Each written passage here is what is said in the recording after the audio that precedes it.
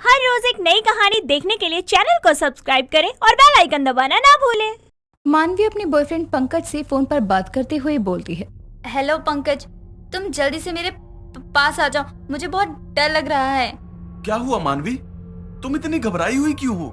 मुझे बताओ। मुझे कुछ नहीं पता, तुम बस जल्दी से मेरे पास आ जाओ, वरना कुछ गलत हो जाएगा। कौन है वहाँ? मानवी क्या हो गया? घर में कोई आ गया है क्या? तुम एक काम करो, तुम अपनी माँ को बुलाओ, तब तक मैं तुम्हारे घर आता हूँ। और तुम बिल्कुल मत डरना, सब ठीक होगा। मुझे मत मारो, मुझे छोड़ दो प्लीज, कोई है, बचाओ मुझे। मानवी कौन है? तुम मुझसे बात क्यों नहीं कर रही हो? तुम मुझसे बात करती रहो, बताओ कौन आया है? मैं अभी पुलिस को लेकर आता हूँ। तुम बस कॉल कट मत करना, मैं अभी आ रहा हूँ। मानवी इतने में कॉल कट कर देती है। पंकज जितनी जल्दी हो सकता है वो इतनी जल्दी ही मानवी के घर जाता है। पंकज मानवी के घर का दरवाजा खोलता है। पूरे घर में अंधेरा हो रखा था। पंकज आवाज लगाता है और बोलता है, मानवी कहाँ हो तुम? देखो मैं आ गया हूँ। यहाँ इतना अंधेरा क्यों है? मानवी, बाकी सब कहाँ हैं? आंटी जी, आप घर में हैं? सब लोग कहाँ हैं?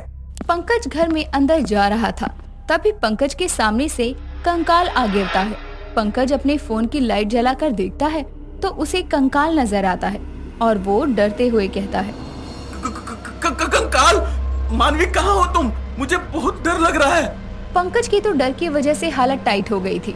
वो बस मानवी को यहाँ वहाँ ढूंढ रहा था, लेकिन मानवी उसे कहीं नहीं मिलती। पंकज घर से बाहर जाने लगता है कि तभी हाथ में मोमबत्ती लिए एक सफेद साड़ी में औरत आती है और वो पंकज से डरावनी आवाज में कहती है, पंकज, मुझे तुम्हारा ही इंतजार था। अब आए हो तुम, अब जाकर मेरी प्यास बुझेगी। आओ मेरे पास पंकज, मैं तुम्हारे लिए यहाँ आई हूँ पंकज। कौन हो तुम? मेरा नाम कैसे जानती हो? और मेरी मानवी का घर है ये तो? वो कहाँ है?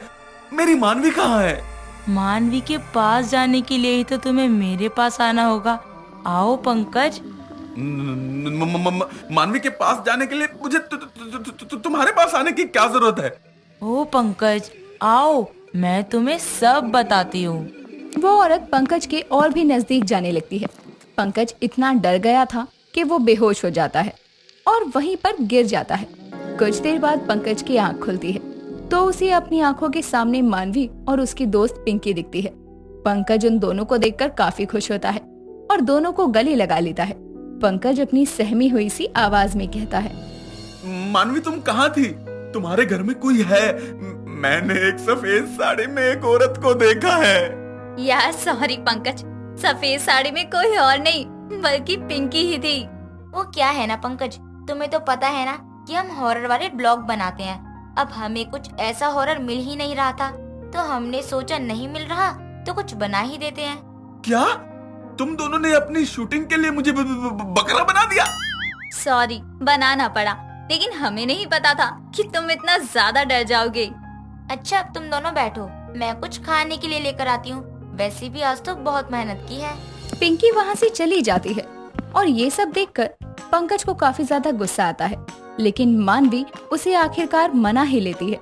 और उसके बाद पंकज तो कई बार मानवी के ब्लॉग बनाने की आदत से बहुत ज्यादा परेशान हो चुका था, लेकिन मानवी को भी बिना ब्लॉग बनाए चैन ही कहाँ आता था। इसीलिए ऐसे ही दोनों में सब अच्छा चल ही रहा था। कुछ दिनों बाद मानवी की माँ आरती मानवी से कहती है, बेटा मानवी, तेरे मामा ने तेरे लिए एक बहुत ही अच्छा रिश्ता बताया है। मैं सोच रही हूँ कि एक बार लड़की को देखकर उससे बात कर लेते हैं। नहीं माँ, आप भी ना हमेशा घूम फिर के रिश्ता लेकर ही आ जाती हो। आपको चैन नहीं है क्या? अब तो खुद ही तो अपनी शादी के लिए बोलने से रही। तू अब जवान हो गई है, कब तक मैं तुझे ऐसे ही घर पर बैठा कर रख सकती हूँ? आज नहीं तो कल शादी तो करवानी ही है ना। हाँ ठीक है, मैं समझ गई कि आज नहीं तो कल मेरी शादी करनी ही है आपको, लेकिन आप इतनी जल्दबाजी मत करो। मैं अभी शादी नहीं करना चाहती हूँ, इसलिए मामा जी को वो रिश्ता मना कर दो। मैं नहीं मना कर रही तेरे मामा को। अरे कब तक कैसे मना करूँ? अच्छे रिश्ते बार बार नहीं आते। कल तेरे मामा जी से बात करके हम चल रहे हैं लड़के वालों से मिलने। माँ, मैंने अपने लिए लड़का देख लिया है, बस खुश। अब आप शांत बैठ जाओ, कोई लड़का मत देखो मेरे लिए। कौन है वो लड़का? क्या करता है? जल्दी बता। अरे एक काम कर, जितनी जल्दी हो सके लड़के वालों को बुला ले। जितनी जल्दी शादी हो जाए फिर तू खुश और मैं भी खुश।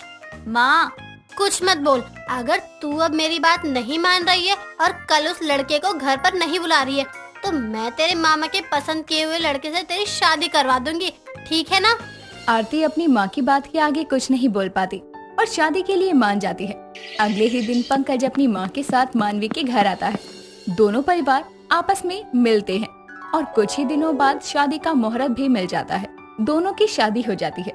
शादी के बाद पहली सुहागरात की सेज में मानवी पंकज के आने का इंतजार कर रही थी कि तभी पंकज वहाँ आता है और मानवी से कहता है, चलो मेरे साथ, तुम्हारे लिए मेरे पास एक सरप्राइज है।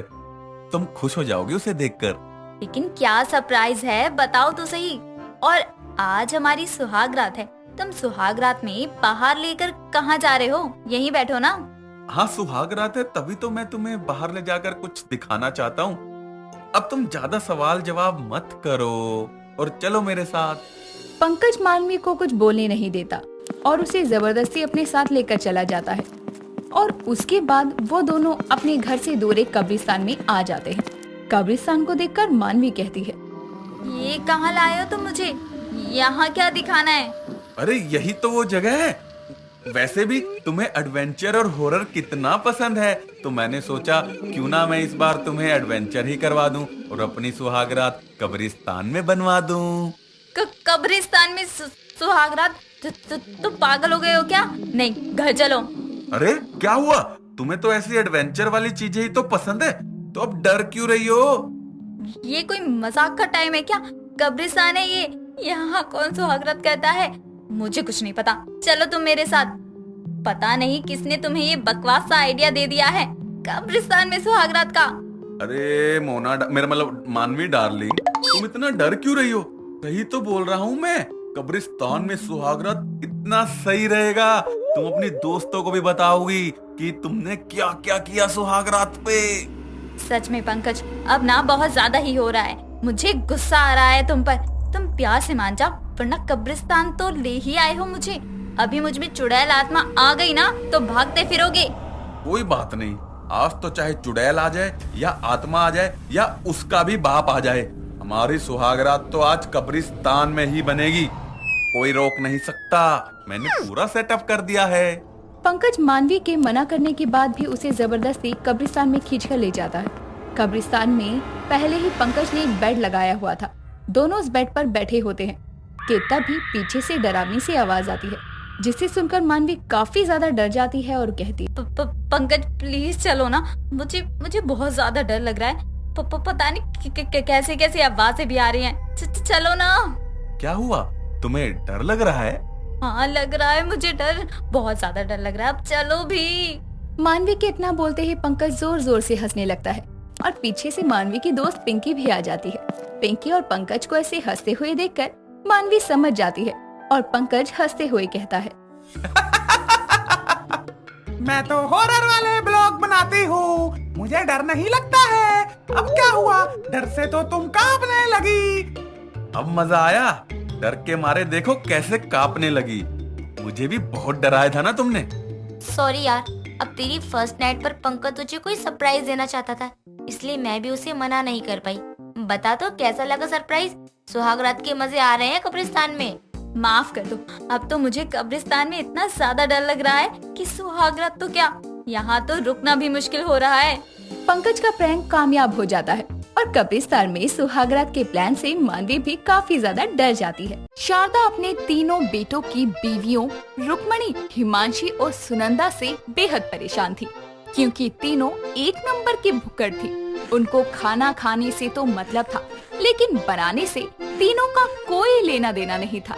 ऐसे ही एक सुबह शारदा की बड़ी बहू रुक्मणी रसोई में नाश्ता बना रही होती है, लेकिन जब सब नाश्ते की टेबल पर आते हैं तो टेबल खाली देखकर शारदा उससे कहती है, रुक्मणी बहू, नाश्ता कहाँ है? मैंने तो देखा था तुझे रसोई में कुछ बना तो रही थी, तो फिर नाश्ता क्यों नहीं लगाया टेबल पर?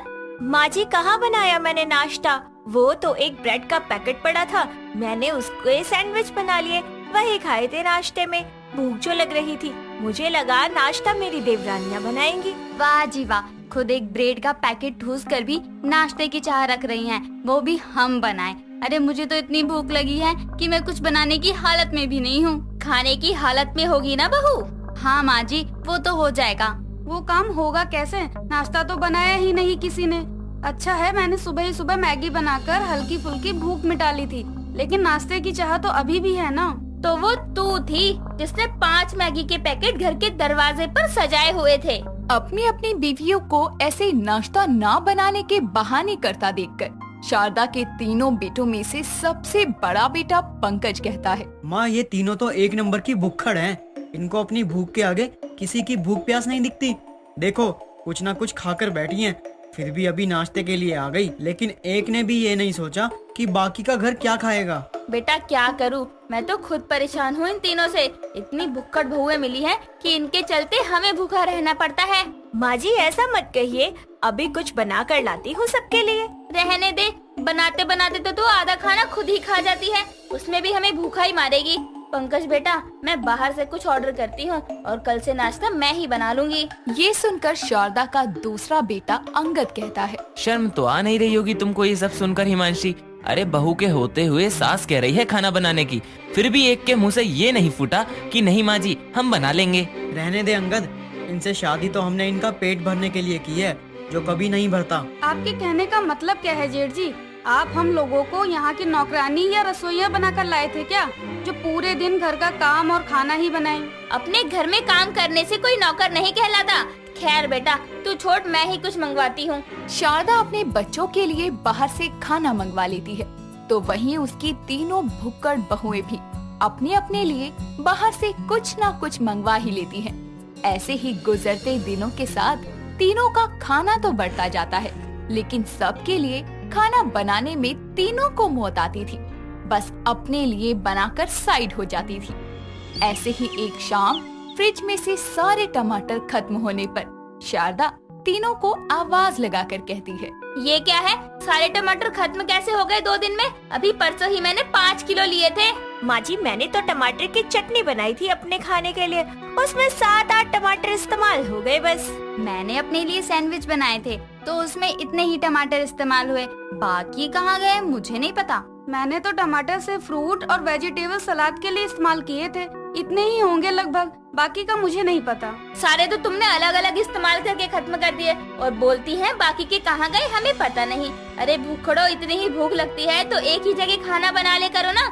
तुम तीनों को खाना भी अलग अलग है, तुम्हारे चक्कर में हम सड़क पर आ जाएंगे, तब पेट भरने के लिए खाना नहीं बल्कि दर दर की ठोकरे खाना। अपनी बहुओं के भुक्कड़पन से परेशान होकर शारदा ने घर में लिमिटेड राशन लाना शुरू कर दिया था, जिसके चलते एक दिन घर में कुछ भी खाने के लिए ना होने पर तीनों बहुएं आपस में बैठकर बातें करती हुई कहती हैं, आज तो घर में कुछ है ही नहीं, हम कुछ बना सके, अब क्या करें, मुझे तो बड़ी भूख लग रही है। हाँ, पैसे भी नहीं हैं कि बाहर से मंगवा ले कुछ। मेरे पास एक आइडिया है, क्यों ना हम किसी रिश्तेदार के यहाँ चले ताकि हमें वहाँ अच्छा अच्छा खाना मिल जाए। इस वक्त दूर जाएंगे तो खाने के टाइम पर नहीं, चाय के टाइम पर पहुँचेंगे और उससे हमारा कुछ नहीं होगा। तो चलो ना, पास में ही चलते हैं।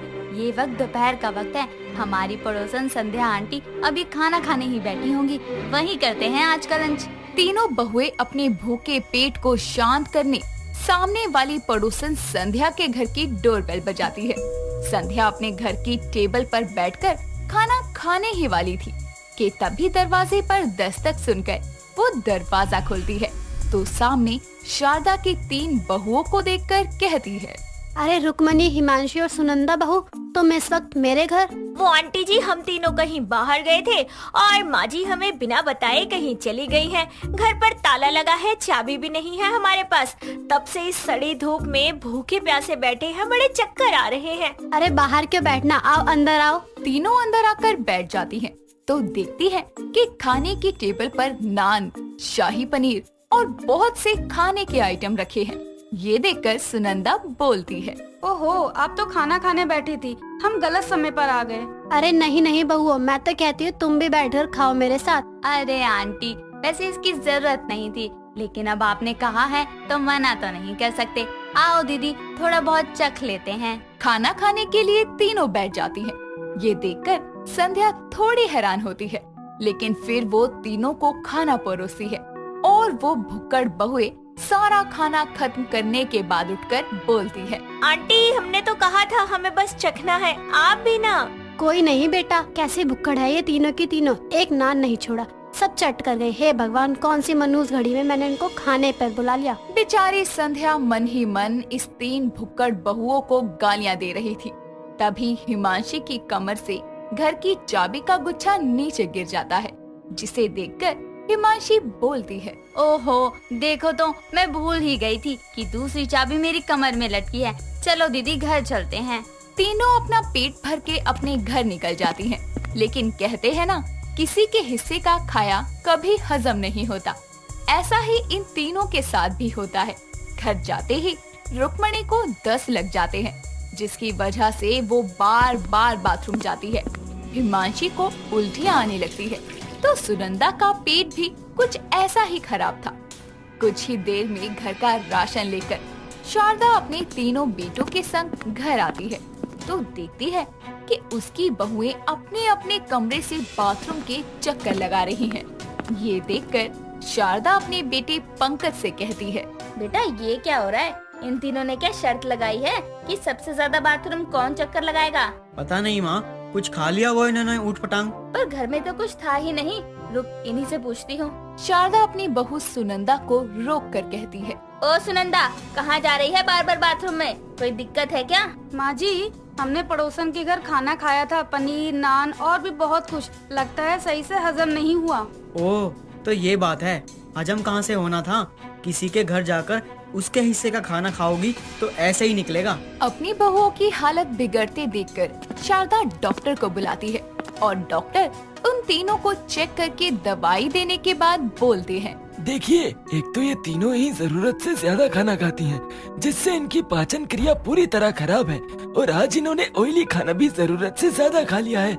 तो अब से इनको सिर्फ पानी वाली खिचड़ी देनी है, वो भी तीनों टाइम, सिर्फ 1-1 कटोरी।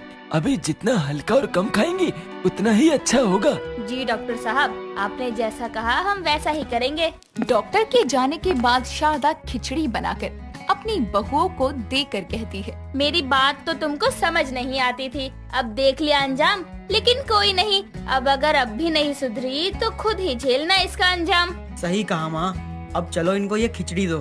हमारे पिज्जा बर्गर बाहर हमारा इंतजार कर रहे हैं। शारदा और पंकज बाहर हॉल में बैठकर अपने मंगवाए पिज्जा बर्गर को एंजॉय करते हैं और ऊपर से झांककर उनको देखती 3 बहुएं हाथ में खिचड़ी की कटोरी लेकर बोलती हैं, भगवान आखिर हमारे साथ ही क्यों हुआ? तो देखा दोस्तों आपने, जरूरत से ज्यादा खाना और दूसरे के हिस्से का खाना आपको कहां से कहां तक ले आता है। तो दोस्तों, लिमिट में खाइए और हेल्थी रहिए। दोस्तों, अगर आपको ये कहानी पसंद आई तो इसे लाइक करें, शेयर करें और कमेंट करके बताएं कि कहानी में आपको सबसे अच्छा क्या लगा।